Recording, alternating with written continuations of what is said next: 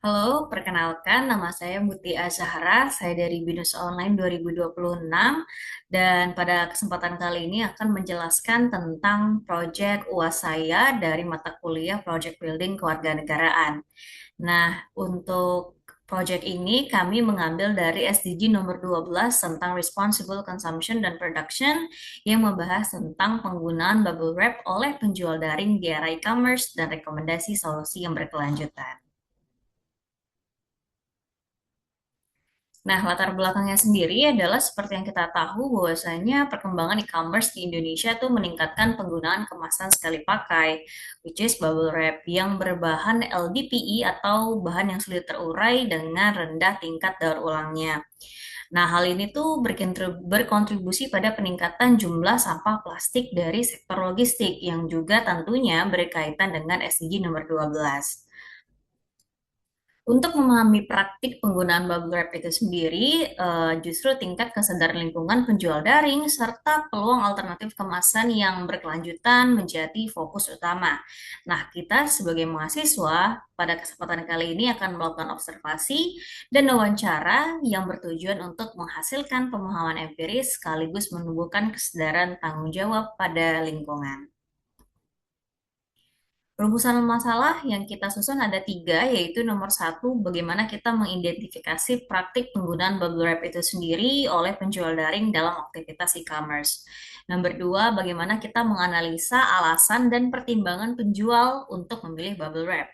Nomor tiga, mengetahui pandangan dan tingkat kesadaran penjual daring terhadap isu limbah plastik yang dihasilkan. Berikut adalah hasil temuan yang kami lakukan dari wawancara, yaitu menunjukkan bahwasannya bubble wrap masih menjadi pilihan utama penjual daring karena praktis, mudah diperoleh, dan juga efektif untuk melindungi produk. Nah, meski menyadari dampak lingkungan ya, keterbatasan alternatif yang terjangkau juga menjadi hambatan sebenarnya untuk beralih kepada pengemasan yang lain.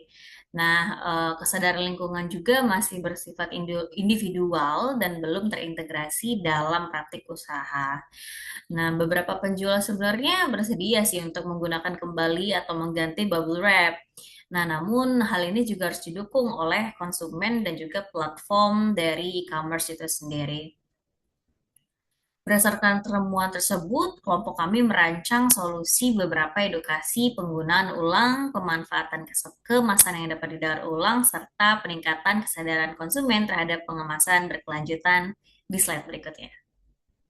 Nah, ini nih solusi yang diterapkan pada penggunaan bubble wrap.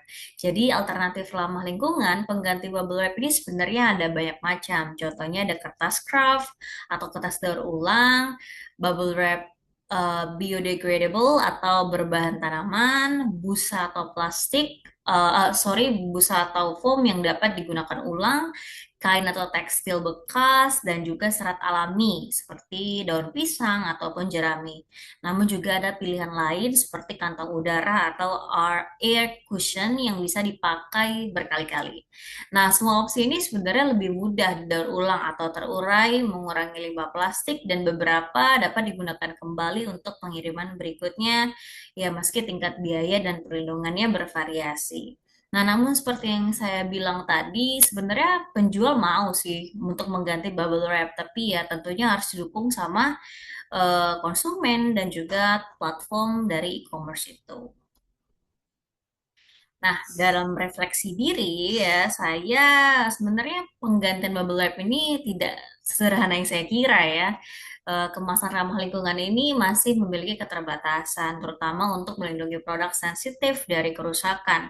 Misalnya membeli produk elektronik agak susah sepertinya kalau menggantikan bubble wrap dengan kain yang mungkin akan membentur dari elektronik itu sendiri.